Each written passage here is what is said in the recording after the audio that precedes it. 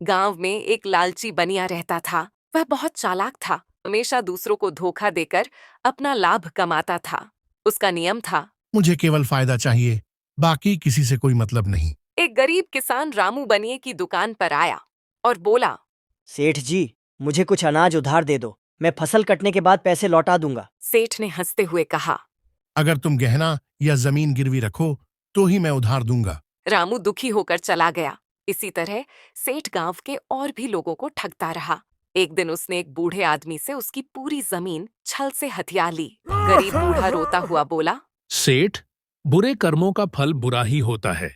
ईश्वर सब देख रहा है। सेठ ने हंसते हुए कहा। जो हो गया सो हो गया, अब यह जमीन मेरी है। सेठ को बहुत तेज बुखार हुआ।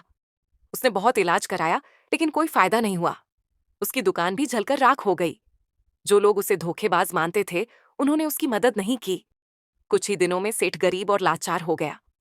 उसे तब एहसास हुआ कि उसने लोगों के साथ बुरा किया था, और अब वही उसके साथ हो रहा था। जो जैसा करता है वैसा ही भरता है। अच्छे कर्म करने से अच्छा फल मिलता है, और बुरे कर्मों का फल Subscribe to my हमेशा channel. बुरा होता है।